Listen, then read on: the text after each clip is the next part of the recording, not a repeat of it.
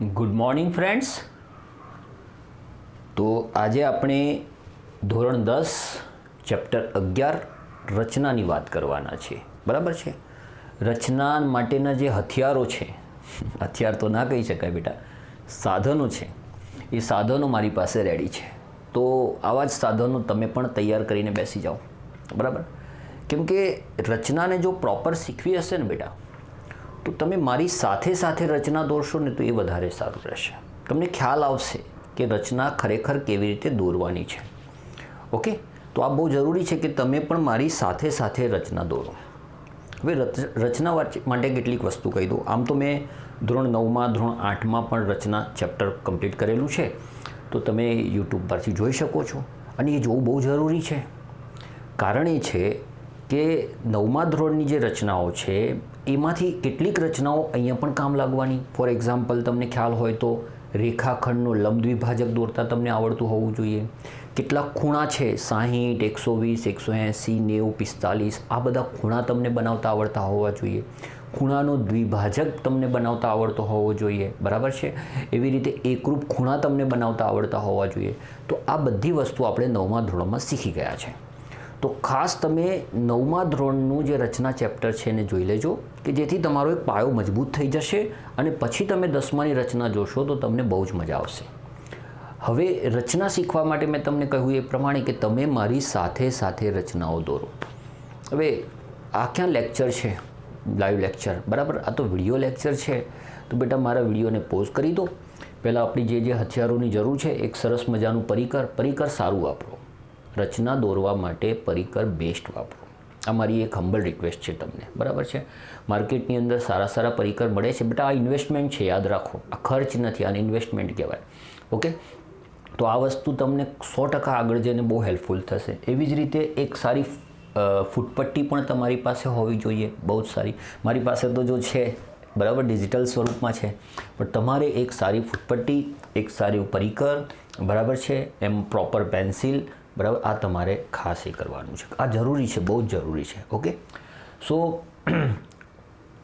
આ સાધનો હવે તમારી પાસે હોવા જોઈએ. બરાબર. હવે 10મા ધોરણમાં જે રચનાઓ છે એ આપણે 1 by 1 એક વિડીયોની અંદર કવર કરીશું. બરાબર. તો આજના વિડીયોની અંદર મેં લીધી છે તમારી સ્વાધ્યાય 1.1ની પહેલી રચના. બરાબર છે. એમાં શું સૂચના આપી છે? નીચેના પૈકી પ્રત્યેકની રચના કરી તેની યથાર્થતા આપો. આ બી બહુ જરૂરી છે કે તમે જે રચના દોરી છે, બરાબર, એની યથાર્થતા ચેક કરો. બરાબર, એ આપણે કરીશું. આપણે આ વિડીયોના અંતમાં આ જે રચના દોરીશું એની યથાર્થતા આપણે ચેક કરીશું. બરાબર, એ તમને અંદાજ આવી જશે કે શું છે. પહેલી રચના છે 7.6 સેમી લંબાઈનો રેખાખંડ દોરી. એટલે સૌથી પહેલાં તો તમારે એક રેખાખંડ દોરવાનું છે જેની લંબાઈ છે 7.6 સેમી અને તેનું 5:8 ગુણોત્તરમાં વિભાજન કરવું. બેટા હવે આ ગુણોત્તર વિભાજન આ શું છે? આપણે તમને ખ્યાલ હોય તો ચેપ્ટર નંબર 8 ભણી ગયા, યામ ભૂમિતિ. 7 છે કે 8 છે? 7 છે, સોરી. બરાબર, ચેપ્ટર 7 યામ ભૂમિતિ. નંબર જે બી હોય, આપણે ચેપ્ટરની વાત કરીએ છીએ યામ ભૂમિતિ. તો યામ ભૂમિતિમાં તમે જે બીજું સ્વાધ્યાય જોયું એ આખું રેખાખંડના વિભાજન પર જોયું. બરાબર છે. કોઈ પણ રેખાખંડનું કોઈ બિંદુ m જેમ n ગુણોત્તરમાં વિભાજન કરે છે. તો એ આપણે જાણીએ છીએ કે વિભાજન શું હોય છે. અહીંયા આપણે આ રેખાખંડનું 5:8 ગુણોત્તરમાં વિભાજન કરવાનું છે અને બંને ભાગ પણ તમારે શું કરવાના છે? માપવાના છે. ઓકે. અને કયું છે યથાર્થતા તો ચેક કરવાની છે. તો આ બધું કામ આપણે કરવાનું છે. ઓકે. હવે રચના દોરવાની કેવી રીતે? તો બેટા બે વસ્તુ છે. હું જે પદ્ધતિથી વિદ્યાર્થીઓને સમજાવું છું. કેટલાક વિદ્યાર્થીઓ એવા હોય કે જે મુદ્દા, રચના દોરવા માટેના મુદ્દા બહુ સરસ રીતે યાદ રાખી શકતા હોય. બરાબર છે. તો જો તમને મુદ્દા સારી રીતે યાદ રહી જાય છે તો તમે એના ઉપરથી 100% રચના દોરી શકો છો. કેમ કે રચના દોરવા માટે મુદ્દા બહુ જરૂરી છે. કેટલાક વિદ્યાર્થી એવા છે જે રચના યાદ રાખી લે છે કે આ રીતે રચના દોરવાની છે. તો જો તમને રચના દોરતા આવડી ગઈ તો એના ઉપરથી તમે મુદ્દા લખી શકો છો. એટલે આ બંને સિક્કાની બે બાજુઓ જેવા છે. બરાબર છે. જો તમને પહેલું આવડે છે તો 100% તમને બીજું આવડશે અને જો તમને બીજું આવડે છે તો તમને પહેલું આવડશે. ઓકે. હવે એ તમારા ઉપર છે કે તમે એને કેવી રીતે યુઝ કરશો. ઓકે. મારું કામ છે હું તમને પ્રોપર રચના દોરતા શીખવાડું. બરાબર. સ્વાધ્યાય 11.1ની આપણી જે પહેલી રચના છે, હવે એના મુદ્દા છે, આપણે મુદ્દાને ફોલો કરીશું. પહેલું છે 7.6 સેમી લંબાઈનો રેખાખંડ દોરો. તો આપણે 7.6 સેમી લંબાઈનું એક રેખાખંડ એ બી દોરવાનું છે. નામકરણ જોડે જોડે કરતા જઈશું. નામ બેટા તમે કંઈ પણ આપો એનાથી ફરક નહીં પડે, પણ પછી એ પ્રમાણે તમારે રચના દોરવાની છે, યાદ રાખો, બરાબર. તો સૌથી પહેલું કામ આપણે 7.6 સેમી લંબાઈનું એક રેખાખંડ દોરીશું. એના માટે મારે જરૂર પડશે મેથ ટૂલની, અને એક છે, બરાબર, એ આ છે. થોડુંક લંબાઈ દઈએ, યસ, બરાબર. થોડું ઉપર બનાવું. હવે એમાં 7.6, જો આ 7.6 અહીંયા તમને દેખાશે, આ એક્ઝેક્ટ 7.6 બરાબર છે નો રેખાખંડ મેં દોર્યો, બરાબર. ઓકે, હવે આપણે ફૂટપટ્ટીની જરૂર નથી, તો ફૂટપટ્ટીને કહી દો બાય બાય, બરાબર. ઓકે, પહેલું કામ થઈ ગયું સર. બીજું કામ શું છે? હવે મુદ્દો 2. આ પહેલો મુદ્દો પૂરો થયો. હા, એમાં આપણે નામકરણ કરવાનું રહી ગયું. બેટા અહીંયા આપણે નામ આપીશું એ, અને અહીંયા આપણે નામ આપીશું બી. ઓકે, એ બી રેખાખંડ દોર્યો જેની લંબાઈ 7.6 સેમી છે. ઓકે, હવે એ બી સાથે લઘુકોણ બનાવતું કિરણ AX રચો, બરાબર છે. તો આ એ ઉપર એક કિરણ બનાવવાનું છે જે લઘુકોણ હોવું જોઈએ. હવે લઘુકોણ તો સર બહુ બધા હોય, 90 અંશથી નાના જે હોય એ બધા લઘુકોણ છે. તો તમે અહીંયા 30 અંશનો ખૂણો બનાવો, તમે અહીંયા 15 અંશનો ખૂણો બનાવો, તમે અહીંયા 60 અંશનો ખૂણો બનાવો, તમે 75 અંશનો ખૂણો બનાવો, કંઈ પણ બનાવી શકો. 90થી નાનો કોઈ પણ ખૂણો બનાવી શકો, બરાબર છે. તો આપણે શું કરવાનું છે? આપણે એક કામ કરીએ, જે ઇઝીલી બની જાય એવો ખૂણો પસંદ કરીએ. તો તમને બધાને ખબર છે, આપણે આગળ ભણી ગયા છે 9મા ધોરણની અંદર, સૌથી ઇઝીએસ્ટ ખૂણો જો કોઈ હોય તો એ છે 60 અંશનો ખૂણો. બનાવવો પણ બહુ સિમ્પલ છે. કેવી રીતે બને છે? તો એના માટે આપણે પરિકર લઈ લઈએ. મારું પરિકર આવી ગયું, બરાબર છે. સૌથી પહેલાં પરિકરની અણી બિંદુ એ ઉપર મૂકો, બરાબર છે. એક યોગ્ય માપ લઈ લો. માપ તમે કંઈ પણ રાખો, કોઈ જ ફરક નહીં પડે બેટા, બરાબર છે. પણ એકવાર જે માપ પસંદ કર્યું પછી એ તમારે નથી બદલવાનું, યાદ રાખો, બરાબર છે. તો માપ તમે કોઈ પણ રાખો, કોઈ ફરક નહીં પડે. ઓકે, હવે એક ચાપ રચો. જો હું ચાપ કેવી રીતે રચું છું જરા જોઈ લેજો. આ મેં એક ચાપ રચી. આ જ માપ વડે, યાદ રાખો, આ જ માપ વડે હવે અહીંયા, એટલે કે આ ચાપ જ્યાંથી શરૂ થાય છે ત્યાં એક બીજી ચાપ રચવાની છે. જો એ જ માપ વડે બેટા આ જે ખૂણો હશે ને એ 60 અંશનો ખૂણો હશે. આ શ્યોર છે, તમે માપશો તો તમને ખબર પડશે. આપણે માપીશું, ચિંતા ના કરો, બરાબર છે. હવે હું ઓકે, બરાબર છે. કયું લઈશું આપણે? ચલો રેડ લઈએ, બરાબર. ઓકે, હવે આ 60 અંશનો ખૂણો તો થઈ ગયો, પણ હવે અહીંયા આપણે એક સીધી રેખા દોરવાની છે, અને આને આપણે નામ આપીશું કિરણ AX, બરાબર છે. આને આપણે નામ આપીશું કિરણ AX. ઓકે, એટલે અહીંયા આપણે મૂકીશું X. તો તમારે આ માપવું છે, આ 60 અંશનો ખૂણો છે કે નહીં, તો આપણે એ પણ કામ કરી શકીએ છીએ બેટા. જો આ મારું કોણ માપક છે, તમે જોઈ શકો છો કે આ એક્ઝેક્ટ 60 અંશનો ખૂણો છે કે નહીં, ચેક કરી લો. જો બરાબર છે. થોડું હું આને સેટ કરું તો આ તમને દેખાશે કે આ 60 અંશનો ખૂણો જ છે. જોયું તમે, બરાબર છે. તો આ આપણું કામ પૂરું થઈ ગયું ભાઈ. ઓકે, ચલો હવે સર, હવે આગળ મુદ્દો જોઈએ. પહેલું કામ પતાવી દીધું. બીજું કામ, ખૂણો BAX, ખૂણો BAX, ખૂણો BAX આ એક ખૂણો છે જે 60 અંશનો છે ને સમાન, એટલે એનો મતલબ કે આ જેટલા અંશનો છે એટલા જ અંશનો ખૂણો ABY દોરવાનો છે, બરાબર છે. દોરી AX ને સમાંતર એક કિરણ BY દોરો. એટલે હવે આ જ કામ આપણે ફરીથી કરવાનું છે. અહીંયા એક કિરણ દોરવાનું છે જેનું નામ છે BY. ઓકે, અહીંયા બેટા એક કિરણ દોરવાનું છે જેનું નામ છે BY. તો સર આપણે કર્યું હતું એ પ્રમાણે. હવે જરા ધ્યાન આપજો, આ ખૂણો ઉપરની તરફ બનાવ્યો છે, જ્યારે આ ખૂણો અહીંયા બનાવવાનો છે. એટલે તમને ચાપ ક્યાંથી લેવી એ ખબર પડવી જોઈએ. સૌથી પહેલાં તો પરિકરની અણી તમે B બિંદુ ઉપર મૂકી દો, બરાબર છે. ઓકે, અને પછી તમારે ચાપ બનાવવાની છે, એટલે માપ મેં એ જ રાખ્યું, તમે જોઈ શકો છો. અને મેં અહીંયા એક ચાપ બનાવી દીધી, બરાબર છે. અને આ જ માપ વડે જો હું આ ચાપ ઉપર એક બીજી ચાપ બનાવી દઈશ તો બેટા આ જે બનશે એ 60 અંશનો જ ખૂણો હશે. ફરીથી આપણે એ જ કામ કરીએ, બરાબર. તો આને જોડી દઈએ. આ કિરણ BY થઈ ગયું જુઓ, બરાબર છે, આ કિરણ BY થઈ ગયું. બોલો અહીંયા સુધી આપને ખબર પડી ગઈ? હા સર, અહીંયા સુધી ખબર પડી ગઈ. એક તમે 7.6 સેમી લંબાઈનો રેખાખંડ દોર્યો AB, બરાબર છે. એક કિરણ બનાવ્યું AX જેથી એ 60 અંશનો ખૂણો થાય, એક બીજું કિરણ બનાવ્યું BY જેથી એ પણ 60 અંશનો ખૂણો થાય. ટૂંકમાં આ બંને ખૂણા સરખા હોવા જોઈએ. સર મારે આ 60 અંશનો ખૂણો નથી બનાવવો અને બીજા કોઈ ખૂણો બનાવવો છે, તો તમે બેટા કોણ માપકની મદદથી પણ કોઈ પણ ખૂણો લઈ શકો, પણ કન્ડિશન એ છે કે લઘુકોણ હોવો જોઈએ, એટલે કે 90 કરતાં નાનો હોવો જોઈએ. સર હું 30 અંશનો ખૂણો બનાવું ચાલે? 100% ચાલે. અહીંયા પણ 30 બનાવો, અહીંયા પણ 30 બનાવો, બરાબર છે. 45 અંશનો ખૂણો એ પણ ચાલે. 90 કરતાં નાનો કોઈ પણ લઘુકોણ ચાલે. ઓકે, તો મેં 60નો ખૂણો એટલે પસંદ કર્યો કેમ કે મને બહુ ઇઝી લાગે છે 60નો ખૂણો બનાવો, બરાબર, અને તમને પણ ઇઝી લાગતો જ હશે. ઓકે, ચલો સર આટલું કામ પતી ગયું આપણું. ગુડ. હવે મુદ્દો નંબર 3 પૂરો કર્યો આપણે. હવે કિરણ AX પર 5 બિંદુઓ લેવાના છે. સર 5 બિંદુઓ A1, A2, A3, A4, A5 અને કિરણ BY પર 8 બિંદુઓ લેવાના છે. સર આ અમે કેવી રીતે ડિસાઇડ કરીશું કે કિરણ AX પર 5 જ બિંદુ લેવાના છે અને કિરણ BY પર 8 જ બિંદુ લેવાના છે? એનું રીઝન છે બેટા, તમને કયો ગુણોત્તર કીધો છે? 5:8. એટલે પહેલી સંખ્યા જે 5 છે એ પહેલા કિરણ પર બિંદુઓ લેવાના અને બીજી સંખ્યા જે 8 છે એ બીજા કિરણ ઉપર બિંદુઓ લેવાના. ખબર પડી? સપોઝ સર અહીંયા મને એવું કહ્યું હોત 3:4, તો બેટા સમજો, જો તમને 3:4 કહ્યું હોત તો અહીંયા આપણે 3 બિંદુઓ લેત પહેલા કિરણ ઉપર અને બીજા કિરણ ઉપર 4 બિંદુઓ લેત. બરાબર છે. આ સંખ્યા ડિસાઇડ કરશે કે તમારે કેટલા બિંદુઓ લેવાના છે. અહીંયા આપણાને 5:8 કીધું છે, તો પહેલા ઉપર 5 બિંદુ અને બીજા ઉપર 8 બિંદુ. હવે કેવી રીતે લેવાના છે તેવું કહ્યું છે, એવી રીતે લો કે જેથી A1, A1, A2, A2, A3, બરાબર છે. આગળ વધીએ જરા.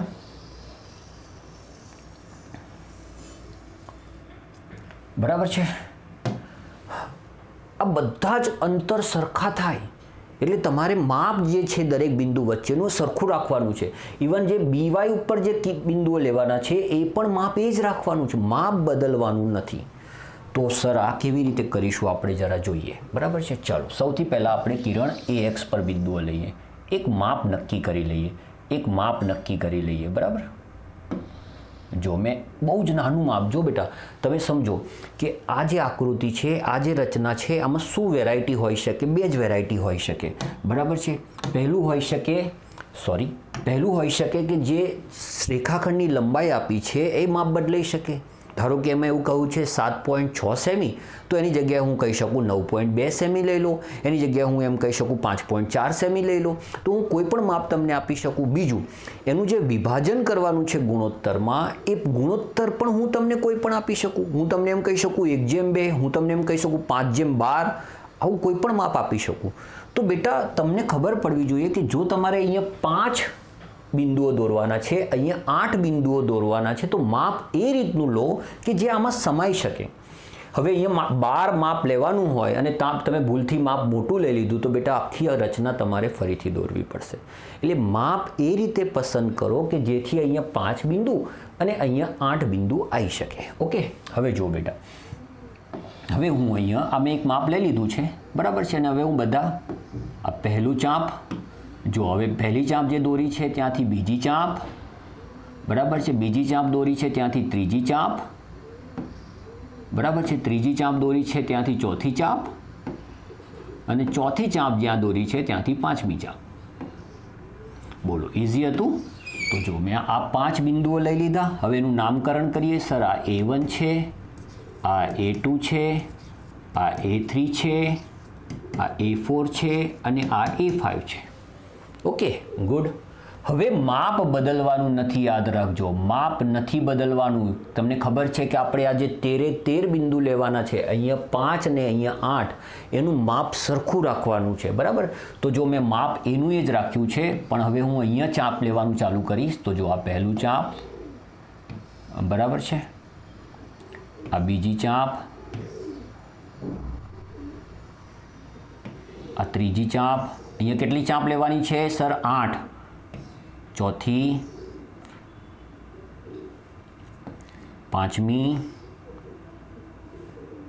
છઠ્ઠી, સાતમી અને આઠમી. જો પરફેક્ટ માપ તમે જોઈ શકો છો આવી ગયું. ઓકે, હવે નામકરણ કરી દઈએ. સર આ પહેલું બિંદુ છે B1 છે, આ B2 છે, આ B3 છે, આ B4 છે, B5 છે, B6 છે, B7 છે અને B8 છે. ઓકે, તો આ 5 બિંદુઓ, આ 8 બિંદુઓ, આપણો જે મુદ્દો હતો એ પૂરો થયો. જોઈએ હવે આગળ શું આપ્યું છે આપણાને. હા, તો ચોથો મુદ્દો પૂરો કર્યો. આપણે બધા બિંદુઓ વચ્ચેનું અંતર સમાન રહે એ રીતે આપણે ચાપ દોરી. હવે એવું કીધું છે A5 ને B8 સાથે જોડો. હવે સર આ ના ખબર પડી A5 ને B8 સાથે. સિમ્પલ સમજાવું તો આનું છેલ્લું બિંદુ અને આનું છેલ્લું બિંદુ જોડી દો. બરાબર છે, યાદ રાખો. સપોઝ આ જ આકૃતિ 2:3 હોત તો અહીંયા 2 બિંદુઓ હોત અને અહીંયા 3 બિંદુઓ હોત તો આ બીજા એટલે કે A2 ને હા B3 સાથે જોડી દો. માની લો કે સર 3:5 હોત તો બેટા A3 ને B5 સાથે જોડી દો. બસ ટૂંકમાં છેલ્લા બિંદુઓને જોડી દો. બરાબર છે. હવે છેલ્લા બિંદુને જો હું જોડું તો છેલ્લું બિંદુ અહીંયા કયું છે A5. બરાબર છે. A5 ને મારે જોડવાનું છે B8 સાથે.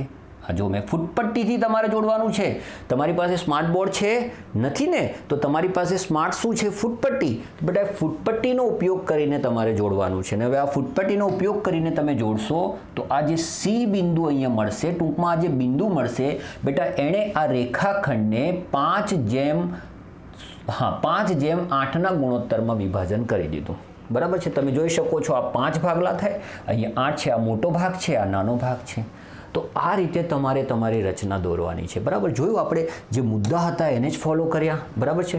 બિંદુ C એ 7:6 સેમી લંબાઈના રેખાખંડ ABનું 5:8 ગુણોત્તરમાં વિભાજન કરતું બિંદુ છે. તો આપણાને બિંદુ C મળી ગયું. તો જો આ રીતે આપણી રચના પૂરી થઈ.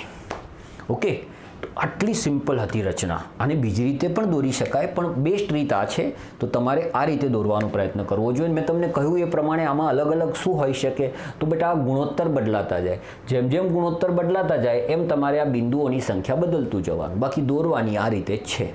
અહીંયા બી મેં કહ્યું 60 અંશનો ખૂણો ના બનાવવો હોય તો તમે કોણમાપકની મદદથી કોઈ પણ ખૂણો બનાવી શકો છો બેટા, પણ એ લઘુકોણ હોવો જોઈએ, બહુ જરૂરી છે. ઓકે, બસ આટલી વસ્તુ તમે ધ્યાન રાખશો તો તમે આરામથી આ રચનાને સરસ રીતે દોરી શકશો. એક્ઝામમાં આ ટાઈપની રચના પૂછાવાના ચાન્સીસ છે. ઓકે, હવે સર હવે એવું કહ્યું છે કે આની યથાર્થતા ચેક કરો. યથાર્થતા એટલે આ જે રેખાખંડ છે એ ખરેખર 5:8ના ગુણોત્તરમાં છે કે નહીં એ ચેક કરો. બરાબર, હવે કેવી રીતે ચેક કરીશું. બરાબર, હવે તમે જોઈ શકો છો આ પહેલું જે રેખાખંડ છે એ AC છે. બરાબર, અને આ બીજું જે રેખાખંડ છે BC છે. તો આ જે AC અને BC છે એ 5:8ના ગુણોત્તરમાં છે એવું તમારે સાબિત કરીને આપવાનું છે. તો એ કેવી રીતે ચેક કરીશું. ચાલો, તો એ યથાર્થતા ચેક કરવા માટે પહેલાં તો તમે એ સમજો કે શું તમને અહીંયા 2 ત્રિકોણ દેખાય છે. હા સર, આ આપણું પહેલું ત્રિકોણ છે અને આ સર આપણું બીજું ત્રિકોણ છે. હા, 2 ત્રિકોણ આપણને દેખાય છે. ઓકે, તો આપણે આ 2 ત્રિકોણ સમરૂપ છે કે નહીં જો એ સાબિત કરી દઈએ તો કોઈક રીતે આપણે સાબિત કરી શકીએ છીએ કે AC/BC બરાબર 5:8 અથવા 5/8. તો એ કેવી રીતે કરીશું જરા ધ્યાન આપો. સૌપ્રથમ જો મેં લખેલું છે અહીંયા કે જેથી આપણે સમજાવી શકીએ અને સરસ રીતે રચનાની યથાર્થતા A5AC,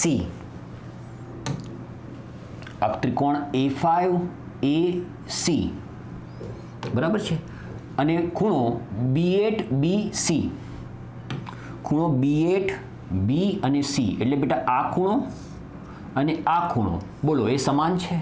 સર આપણે જ દોર્યા હતા 60 અંશનો ખૂણો યાદ કરો. બરાબર છે. ચલો 60 અંશનો ના હોત ને 45નો બનાવ્યો હોત તો આ બી 45 હોત, આ બી 45 હોત. આપણે આ બંનેને સરખા જ રાખવાના હતા. આપણા મુદ્દામાં જ આપણે લખેલું છે. જુઓ, બરાબર છે, આપણા મુદ્દામાં લખેલું જ છે આપણે. ઓકે, કે ભાઈ ખૂણો BAX ને સમાન ખૂણો ABY દોરવાનું છે. બરાબર, તો બેટા મુદ્દા પ્રમાણે જો જોઈએ તો આ બંને ખૂણા સરખા છે. યસ, આ બંને ખૂણા સરખા છે. ઓકે, તથા ખૂણો ACA5. હવે આ શું છે? ખૂણો ACA5 એટલે આ ખૂણો,